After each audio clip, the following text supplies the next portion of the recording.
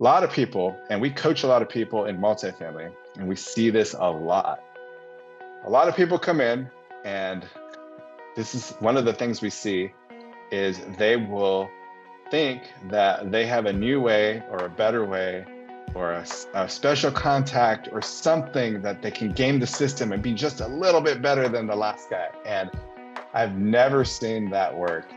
And it's like you're going to waste a lot of time, effort, energy trying to like circumvent and create a new wheel. It's like so many people have come before you to do this. Just copy the model, make it very, very simple. I'll give you one example of that.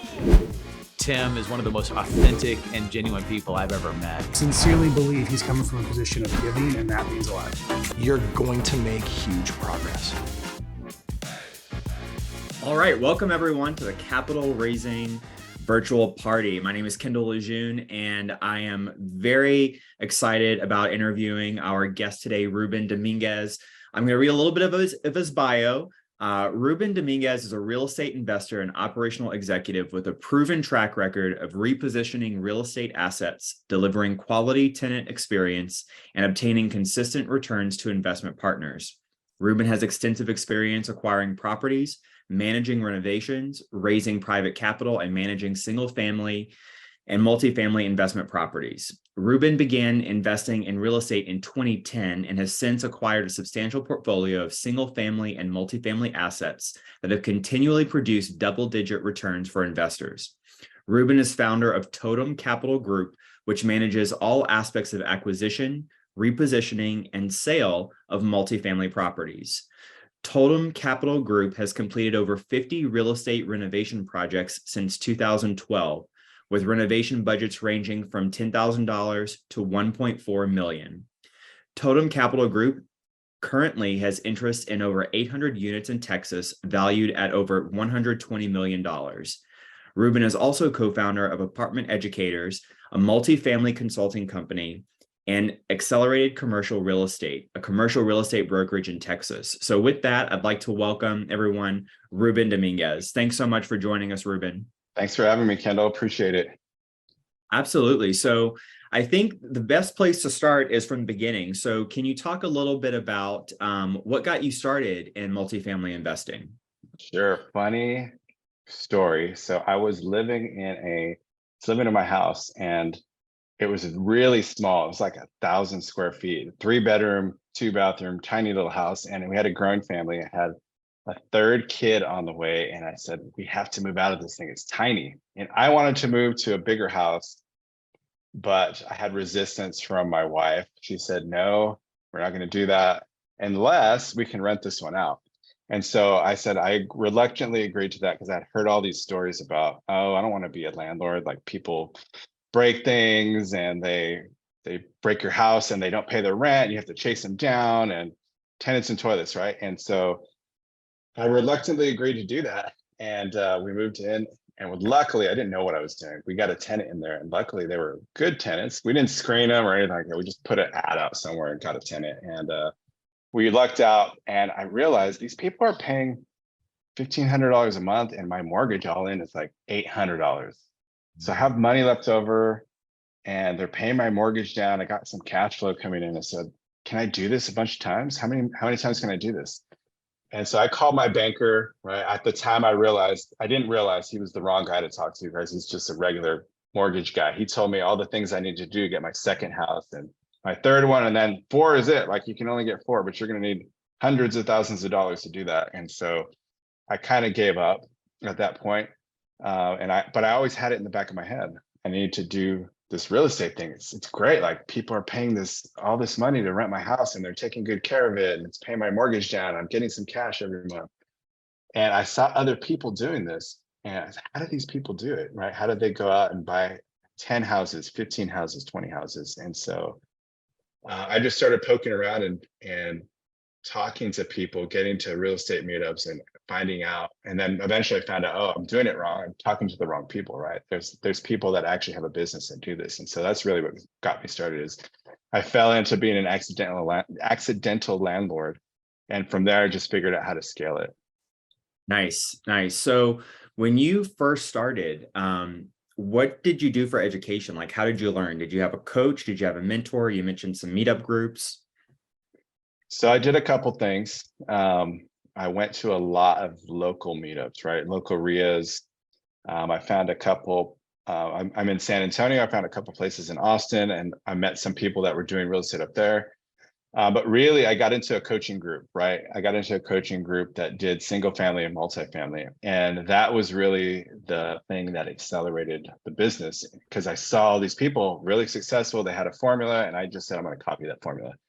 And from there, I found a mentor. So I didn't really do a whole lot mentorship in the program, except be around people that were doing that. I didn't pay. They had a higher level program. I didn't pay for that program. I paid for the lower level program, but I met a lot of people, and I met somebody in that group that had bought, I think, 20 houses at the time, which to me, 20 houses at the time was like, wow, this guy, he's made it, right? He's made it. Yeah. Because I had two at the time, I think. And so I really stuck to him and just rode his coattails, right? And eventually he got into the multifamily game. And so the same thing, I kind of went with him through that. And really just did exactly what he did. So he's successful to me, so I'm gonna just copy exactly what he did and do the same formula. Yeah, Totally. Yeah. Nice. Awesome. Yeah, there's so much magic I find that happens when you're around people that are doing the thing that you want to do, right? Like, it doesn't always take like a formal coaching program. Like sometimes just being in the environment, there's something that happens that you kind of like soak it in by osmosis, and you realize like, wow, like that's possible, right? It starts to expand your worldview and start letting that in. Very, very cool. How much money have you raised so far?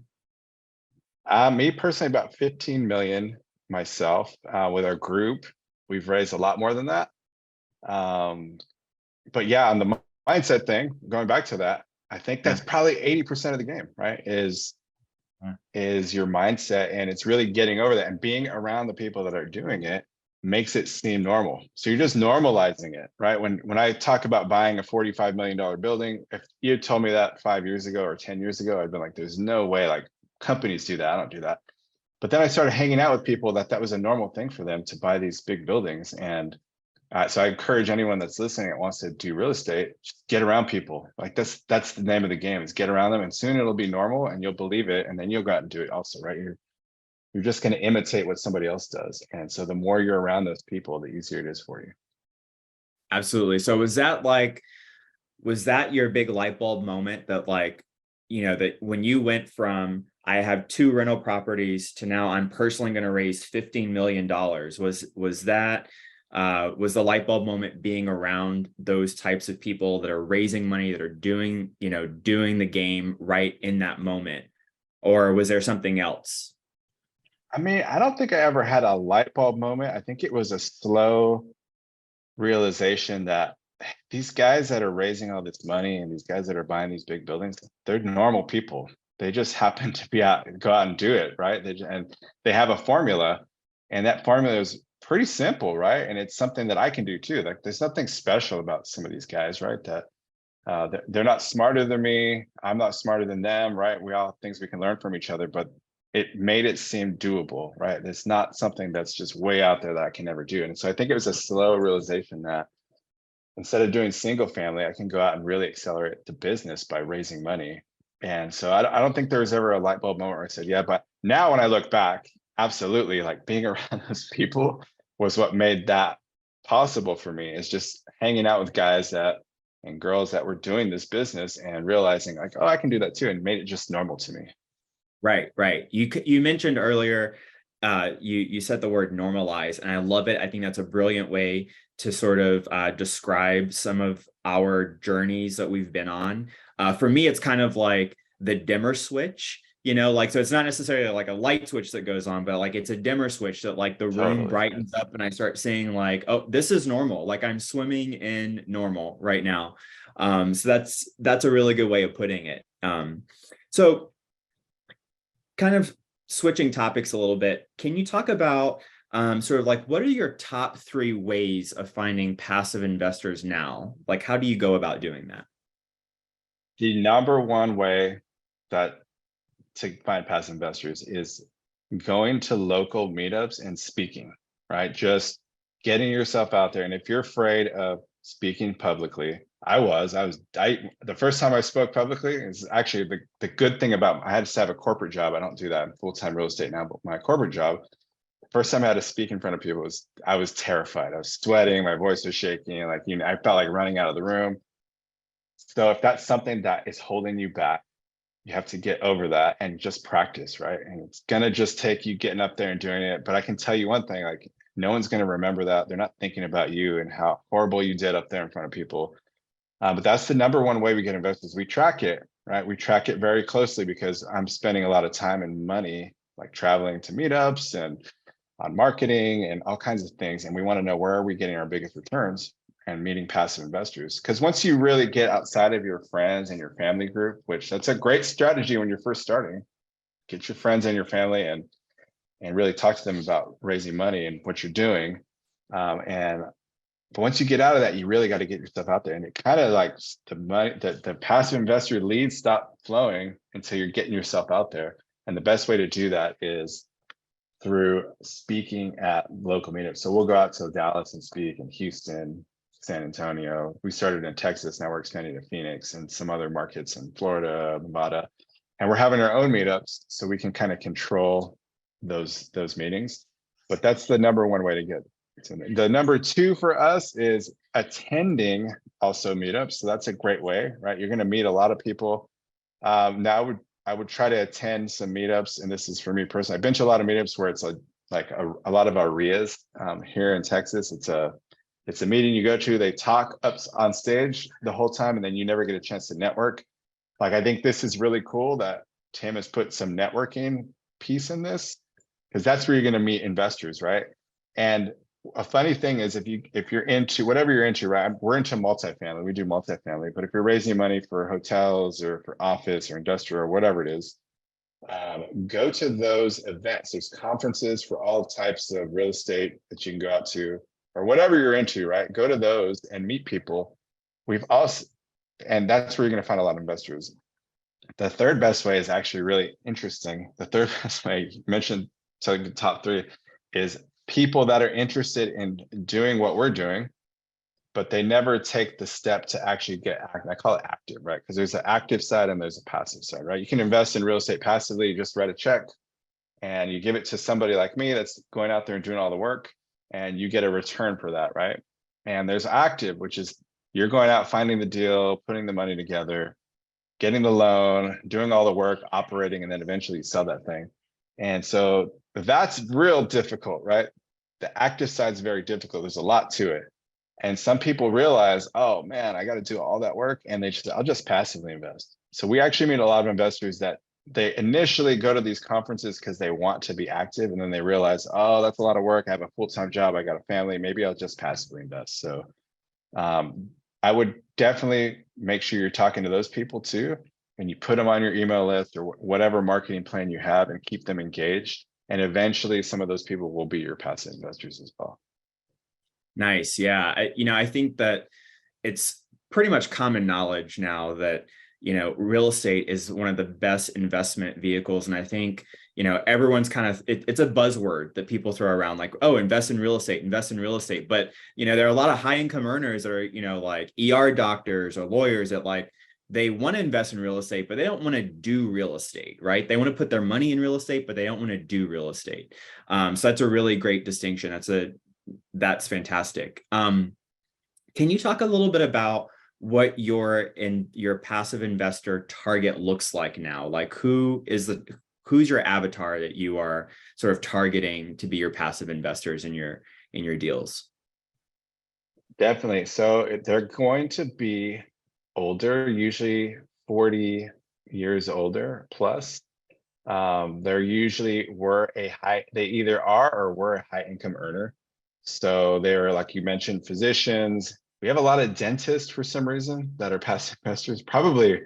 We probably have 50 dentists that are passive investors. I don't know if we just got into a group of dentists or what, but we have a lot.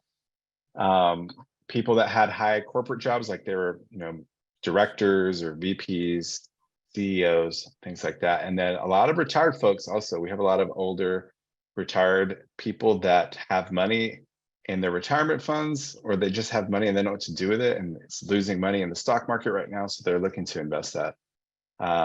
So those are the people we normally target. A little bit older, definitely. Nice. So out of that profile, can you talk a little bit about what their pain points and what their motivators are, like the patterns that you're seeing? Definitely. It's usually for the high income earners. I'm making all this money, but it's going out as fast as it's coming in. And so they're looking for a way to, and they're very busy. So their pain point is like, I can't start a side gig. I'm working 60 hours a week.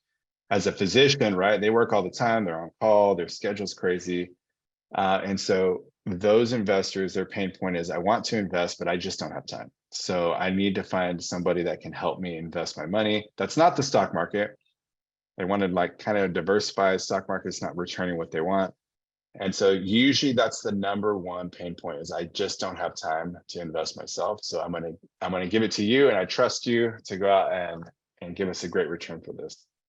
That's the number one thing we see. The next one is my retirement fund is not performing like I want it to, and I see it's not really growing. And they have, a few $100,000 in there usually, and so they want to see that grow. And so we have a lot of investors that invest with their retirement funds with us, which is a Nice. great strategy for them. For sure, for sure. So how do you target those people? Like what marketing channels are you using to connect with these people?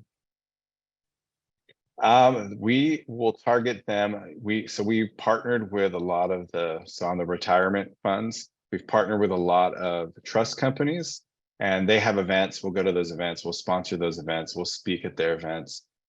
And then we'll try to attend some of those conferences that they go to and just talk to people, right? Those conferences. And the same with the high income earners. Something that we've been trying recently is we've been going to, so I come from an IT background. And so I know the language, I resonate with those people. We've talked a lot about, like, when they're talking to me about things in IT, yeah, I've been in that business. I know exactly what you're talking about. And so we've gone to a couple IT conferences and just talked to people about, hey, I came from IT. Let me tell you what I'm doing now and how I got out. Some people want to get out of it, right? Some people they're busy, right? I know IT people are busy. I used to be one. I used to work 60 hours a week. And so I know they want to invest. I know they're making great money, right? In IT, you can make a lot of money. And so they just don't know what to do with their money, right? And the stock market's usually not performing. They're usually in some type of index fund or something like that that's performing okay, but it's giving them a 5% return, 6% return. They realize they've got a retirement coming, might be 20 years, it might be 30 years, and they've only got a few $100,000 in there. And that's, especially with inflation, that's not going to be worth a whole lot when they retire. And so they're looking for a vehicle. And so attending conferences and just being around those people, right, is a great way to meet people that will want to invest. And we never ask people for money. We just tell them what we're doing, and they'll end up asking us, hey, how do I get in on that?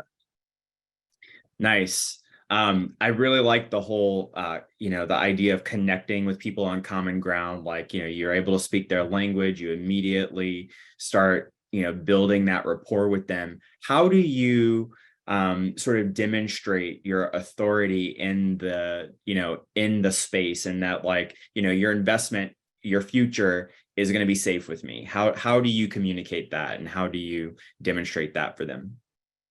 Sure, that's changed over time, right? When you're first getting started, that's tough, because if you've never done a deal, that's the first question people are going to ask you is like, oh, how did you perform on past deals, right? That's just a Right, normal right. question. When you're Of putting course. $50,000, $100,000 in a deal, right? You've got to trust that person. And so if you've never done a deal, what I did when I first started is, it wasn't just me on the team. I partnered with somebody that was very experienced. So when people ask me that, you don't want to lie to somebody and tell them, oh yeah, I've done a deal, because you haven't, right? So never lie. So what I would say is, I haven't, but guess what? My partner that's in charge of this he's done a deal. Let me tell you about his track record. So you kind of borrow somebody's track record when you first start. And that's how I would recommend. So if you're just getting started into some type of syndication, you're raising money, find somebody, partner with somebody that's done it before, because you're going to get asked that question. Even your friends and family are going to want to ask that question, right? Because it's like, oh, what are you doing? And so they want to feel comfortable to wire you $50,000, right? You're taking a leap of faith. I don't know if the first time, for those that people listening, like the first time you passively invest, I started passively investing first. The first time you wire that 50K to somebody or $100,000, like you're taking a leap of faith on that person, because you just signed this document. Like our PPMs are 168 pages long normally, something like that. And so you're reading this document, it's telling you all the ways you can lose your money, right? Basically, that's what it is. It's the attorneys keeping you safe and keeping the deal safe by telling you all the ways you can lose your money. And then after you sign that, you're wiring 50K wiring. And most people haven't wired that much money unless they bought a house, right? They've not wired that much money, $50,000, $100,000. And so you're taking a leap of faith. So you have to have trust. And to build that trust, it just takes time, or you're going to borrow somebody's track record when you first start and just partner with someone that's done a lot. And then once you start doing a few deals, your investors will say, oh, okay, I'm getting cash flow. We exited a deal. It worked great. Your next one's a lot easier. And then referrals, right? I forgot to mention referrals. That's actually the number one way we get investors is through referrals. But I forgot to mention that. I was thinking marketing and getting ourselves out there, but that's actually the number one way is referrals. And when somebody refers a friend or family member to us, they already come with built-in trust because their friend or family member recommended us. And so they don't ask the same questions. Sometimes they do, right? And now we have a track record we can talk about. But before that, it was borrowing that track record. But referrals normally don't. They just say, hey, sometimes we'll send out a project and I'll get a DocuSign back in 30 seconds after I hit the email button. So I know they didn't read 168 pages in 30 seconds, right? It's like instantaneous almost. And it's somebody I don't know or I've had one conversation with. And it's like, well, that trust came from the relationship they had with one of my other investors. And they said, no, I've already done the deal with this person.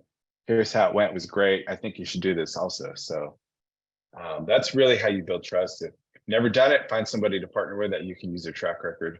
And that it's just going to take some time for you to build your own track record. That's fantastic news. Leveraging other relationships, right? Sort of building that credibility and building the trust.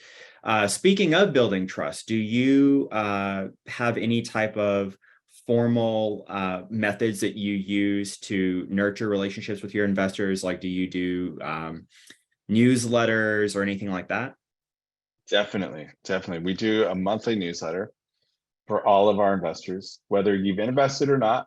And we also do for people that have invested in a particular project, we obviously do a monthly update every single month on that particular project. And then we do quarterly financials. And we kind of create this financial report of how's the property doing? What does everything look like? What are we seeing ahead? And so it's kind of more of a deep dive report into the financials and the state of the property. We're very, very consistent with that. And I would encourage anyone, don't start a newsletter or a podcast unless you're going to be very consistent, because people like consistency, right? When they see that, they might not read it, but they see it coming in, they delete it every month. What doesn't look good to investors is when and I've been on some of these newsletters where you see it come in 3 months and then you skip 3, then it comes in for 1 month and then you skip 2, and then it comes in 4 months. And you notice that as an investor. And I don't know about anyone else, but I feel like I would think in my head, well, they're consistent on a newsletter. How are they going to do when they're running a property, right? So I just be careful with that. I would say no newsletter is better than an inconsistent newsletter. So if you're going to start one, just commit to it, put it on your calendar and say, I'm going to do this thing every single month, like clockwork. So your investors feel comfortable, like, okay, he can do a newsletter every month. And we number them, right? So you see number 1, 2, 3, 4, 5, 6, 7, 8, 9, 10. So when they see newsletter 28 come out, which is I didn't start right away, right? I think we just did newsletter 28. So it's only been a couple years. And I knew I couldn't commit when I first started to being consistent. And so until I could commit to that, I said, I'm not going to do it. But definitely the newsletter kind of keeps people up to date. We also do some text messaging, but that's never marketing. Our text messages are strictly for when a new project is coming along, because we had a lot of investors that were missing our emails for new projects. something like, I guess, a spam flag or something. Spams flags as a spam. They go to spam. People don't see them, and then we fill up. And investors have called me saying, "Hey, I didn't even know you had that deal." It's like, "Oh man, I'm sorry. Like, it's full. I can't let you invest in it. We don't have any room." So we started doing a text message alert. But other than that communication, we don't do a whole lot of communication. Nice. That's a lot of good nuggets in that. Consistency, totally the key. Can you talk a little bit about what are some of your favorite tools or software? Do you have like a syndication software that you really like? What are some of the tools that you use in your business? So we use a few. We use MailChimp for our newsletters and our investor updates. We've used a few syndication management software. Right now we're on InvestNext. We like InvestNext because it does pretty much everything we need. And it's a little bit more affordable, especially when you're first starting, right? You're going to go with there's some out there that are kind of expensive to start off. And if you're just getting started, it's kind of, you don't want a $500 or $800 bill every month when you're just getting started, right? You're still trying to build your business. And InvestNext kind of will start you smaller. You can start for maybe $100 or less a month. I think, I'm not exactly sure. I don't remember. So we started there and we've just been on that. It's going to be it would be really difficult for us to move off of it we're managing a lot of investors through that platform. And then we use Podio. I wouldn't say I'm a fan of Podio. It's just, I've had it for so long. I've had it since 2012 when I was doing a lot of single family stuff. And it's just something we're used to using. And I built a lot of automation into it. So when I talk to an investor, right, we have an initial call, I talk to the investor and I put my notes in there. That way, if they call again, I have the notes, right? You're not going to remember 4,000 investors, right? You're not going to remember who's who, but when they call you, you want to make them feel welcome and like, oh, you do remember. It's just all about taking notes and put it in your CRM. I don't know what CRM is good at. I've never got somebody that raves about their CRM. So if anyone has suggestions, I'm happy to look at that. We're just using Podio and I get asked that question all the time. What's the best CRM? I don't know. We usually use Podio because we've been using it forever. And I got all kinds of automation. We can push a button, can send them a thank you email, follow up with contact information. It can give them links to our deals. It'll follow up with them again in 3 months and say, hey, it was great to talk to you. If you need to set up another call. So we got a lot of stuff built into that that kind of keeps for our new investors, right? Keeps them up to date on and just builds in automation. You don't want to have to do all that. It's going to get to the point you want to build your business from the beginning for scalability, because it's like a snowball, right? You start talking to you might have one call every month, and then it's 2 calls every month, and then it's 2 calls a week and 3 calls a week. You're going to get to the point where it's going to be very tough for you to have a call. Remember to send them a follow-up. Remember to put it on your CRM that you're going to follow up with them in 2 weeks or when a deal comes out. And so it starts to be complicated. So when you're setting this stuff up, set it up for success and put some of that automation in while you're still building your business. It's going to make a big difference for you when you start getting bigger. Absolutely. Yeah. I hear that and I see that question. What's the best CRM?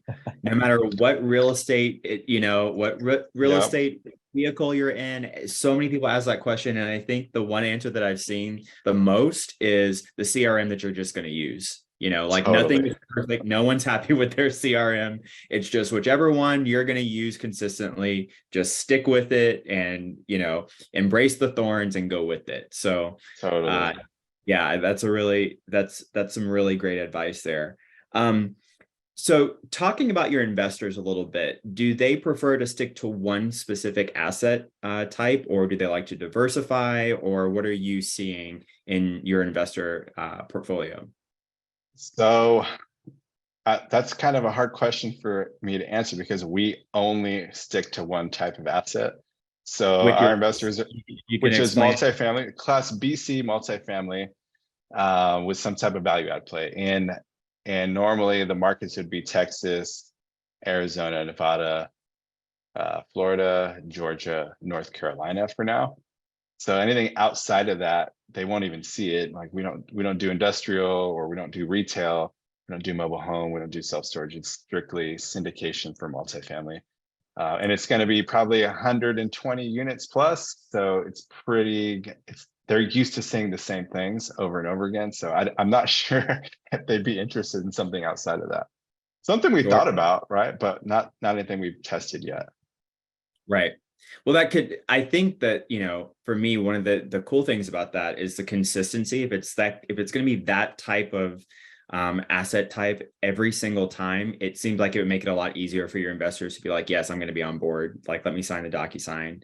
Not a ton of stuff that they have to keep mulling over or anything like that. Like, it seems like you're pretty consistent with your types of deals, which makes that Definitely.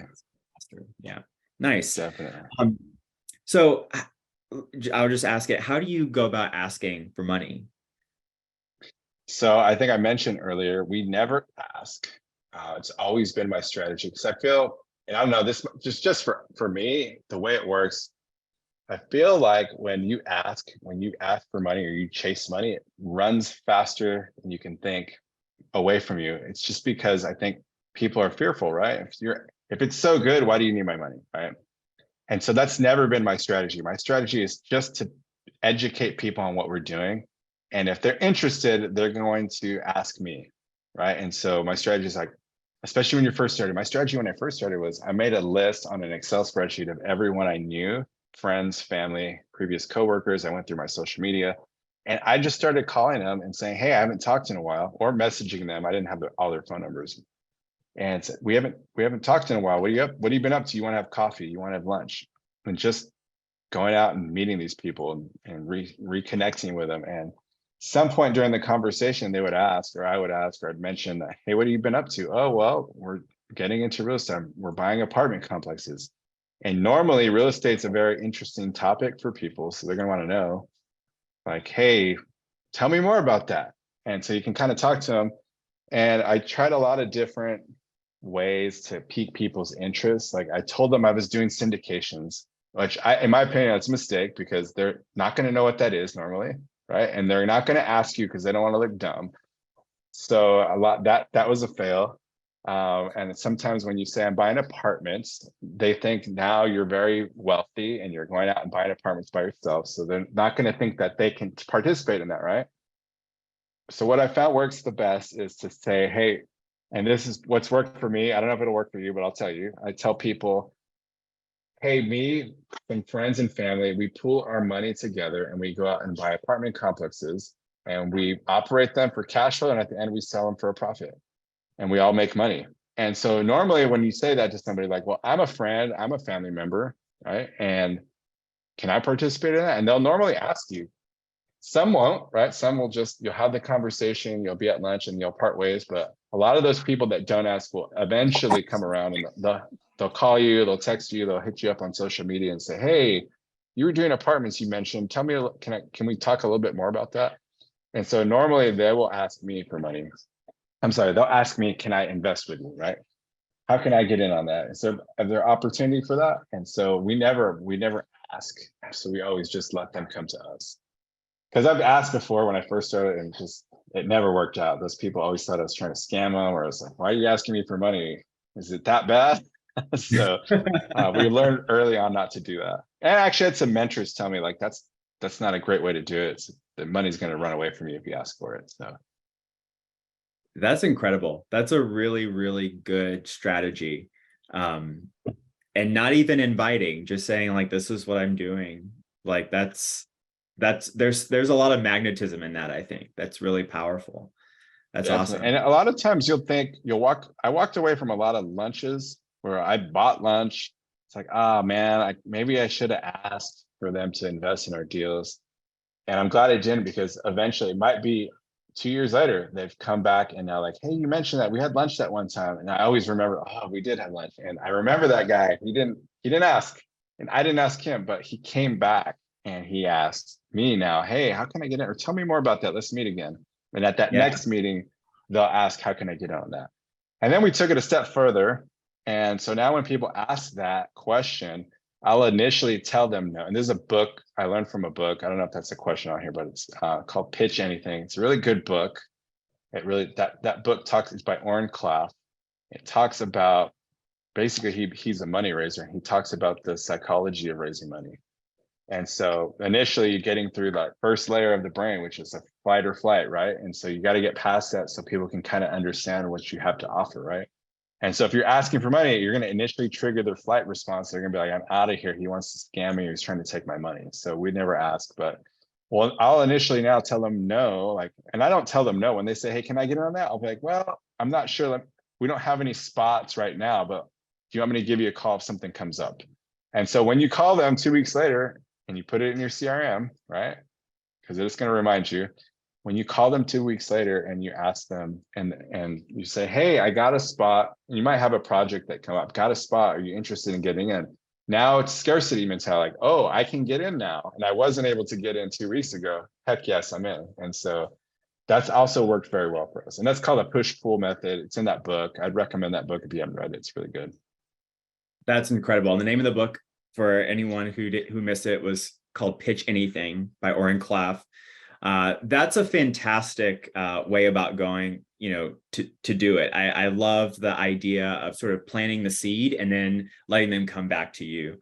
And then of course, when you pair that with scarcity, man, that sounds like a killer combo. That's great. That's awesome. Definitely. So do you raise capital for only your own deals, or do you also partner with other operators? So when we first started, we'd partner with other operators, right? Because we didn't have a track record and we didn't have a reputation in the market to find our own deals. Because finding your deals, especially multifamily, large multifamily, 99% of those are traded through brokers. It's very difficult to gain a broker's trust if you've never done a deal before. And so we partner with people when we first started and we've raised capital for them. Right now we're raising capital just for our own projects. We will sometimes, if the project's large enough, bring on a partner to help us. And it's maybe somebody newer that was where we were a few years ago, and they'll come on and help us with our project. We're not opposed to raising capital and partnering with other people, but we just haven't done that recently because we've been taking down our own projects. Nice. So when you were looking to partner with other operators, like, how did you vet them? What were you looking for in another operator to partner with besides experience? I think it's the same as a passive investor, right? Because you're really trusting them with your investors. And I tell people this all the time, if you burn an investor, they're never going to invest with you again. And they're going to tell all their friends and family not to invest with you. And so we were probably vet them like you would vet if you were passively investing with somebody, right? Because you have some control when you're partnering, but you're not going to have full control of the deal. So when you're partnering on somebody else's project and you're raising capital with your investors and your reputation online, you're going to vet them pretty hard. So we would look at their track record. What have they done? Have they performed? Have they ever lost money in a deal? Have they been in a bad economy on a deal? What does their debt look like? What do they do? Like, are they getting floating rates? Are they having 5-year terms? Is it 10-year terms? Like, what does that look like? And really, it's like about track record. Have they done this before and have they executed well? And so that's how we normally vet partners that we're looking to partner with and raise some capital with. Nice. Very good. So talking about the future, where do you see the market going now? And what is going to be your plan to sort of thrive in this upcoming market? So it's been slow recently. It's because debt's expensive. And so I don't think that prices have come down enough to make anything work for us. We're looking at a few, we look at stuff every day. Nothing's working. Now, there's a couple things we're looking at right now, but nothing's got an LOI on it or anything like that. But I think what we'll see is at some point, sellers are going to have to sell, right? Debt's going to mature. They're going to have to get out. What we're looking at right now is people that don't have to sell, but they're kind of testing the market. And so you're not seeing a whole lot of deals, but at some point, as interest rates remain high, which I don't know, is my guess is they'll probably come down in 2024 as we go into a new election cycle, and we can control some of the inflation that's been happening. But I think what you're going to see over the next probably year is prices start to come back down to where it makes sense to buy things. And so we're kind of waiting for that to happen where, hey, interest rates are high, but that doesn't mean you can't make a deal happen. It just means the price needs to be reasonable where we can make that happen, right? And it's a different investing profile, right? So it's maybe less cash flow, but more on the back end when we sell the thing. And so I think we'll see prices start to come down, and then there's going to be a really sweet spot. And this is what we're kind of preparing for now, is there's going to be a sweet spot where the prices have come down, and then you're going to see interest rates start to come down. And there's going to be some magic there where you can get a good deal, and you're also going to have good debt on the property. And that's going to make for some killer deals. And who knows how long that'll be? Probably not very long, because as rates come down, you're going to see prices start to go back up, and there'll be a little bit of a time where you can get in probably on some good deals. And so we're really prepared for that. And we really want to be aggressive on when we see that happening, looking at a bunch of things and making a lot of offers on things. So right now we're just kind of preparing for that. And we're not opposed to doing a deal or two right now, but I think prices just haven't come back down yet. We're waiting. So at some point people are going to have to sell, right? Debt maturities come up. So absolutely. That's great. So what would you say to someone who is looking to raise like $100 million, but they don't think that they can do it, or they're not sure if that's possible? What would you say to someone like that? I would say same kind of advice we talked about earlier. Find somebody that's raised $100 million and try to spend as much time as you can with them, or even better, find a group of people that have done that and try to spend as much time as you can with them. Like the event Tim has this weekend in Dallas, like I would get to that. If you want to raise a lot of money, there's a lot of people that are going to be in that room that have raised a lot of money. Go be around them. You don't have to ask specific questions, just hang out with them, and it'll kind of make it more real to you, right? You're going to acclimate to it. You're going to say, hey, this is normalized. And then also you're going to pick up some tips from them, just listening to them talk and what they do and how they run their business and how they started. And I think that's the best way to do anything, is find somebody that's done it and just copy exactly what they did. Like that's what I did. Nothing I do is magic or special. I just took the exact model that my mentor did and I copied exactly what he was doing. And I've been successful with that. So the same thing if you want to raise 100 million or a billion, right? Just go copy somebody that's done it before and don't try to reinvent the wheel. Do exactly. A lot of people, and we coach a lot of people in multifamily, and we see this a lot. A lot of people come in, and this is one of the things we see, is they will think that they have a new way or a better way or a special contact or something that they can game the system and be just a little bit better than the last guy. And I've never seen that work. And it's like, you're going to waste a lot of time, effort, energy trying to like circumvent and create a new wheel. It's like, so many people have come before you to do this. Just copy the model, make it very, very simple. I'll give you one example of that. We had somebody, we taught them all of it. We gave them people, our vendors we use, like, hey, we know these guys are good on debt, but they had a debt guy that can get loans a lot cheaper. And we were like, I've never heard of that kind of loan. Are you sure? I've never heard of it. I've been in the business for a long time. This guy's never heard of it. This guy's never heard of it. Are you sure that they're going to be able to come through on that debt? And so they're like confident. No, I know this guy is a childhood friend. He's going to get us a great rate, great terms. It's going to make the deal killer. I said, why would not everyone be using that if that's so good, right? And so it came to the very end, about a month before close. It turned out the guy couldn't perform on the debt and they had to go back and scramble to close with another person. And they ended up closing it, so they saved it. But it could have ended pretty bad. They could have lost some earnest money on that. So just copy, right? Just go copy what somebody else is doing and don't try to reinvent the wheel. Make it your life so much easier. That's really good. That's really good. So what is your biggest goal or passion that you have at this point in your life that you want to achieve? Man, all my goals are not around real estate, or they're not around making money or anything like that. You know, once you get to a point where you feel comfortable in your life, I think it's more about helping other people. And so we volunteer a lot. We volunteer with a few organizations here and locally. We're in San Antonio. So one of them is called CASA. It's a court-appointed child advocate. So we actually spend our free time helping people in the system, right? Helping kids in the system that don't have somebody to like. It's very sad that these people that are in the foster system, right? These poor kids, they never have a constant person in their life. It's like attorneys are always changing, judges are always changing, CPS workers are always changing. So we spend a lot of time doing that, and the more people we can help, the better it is for us.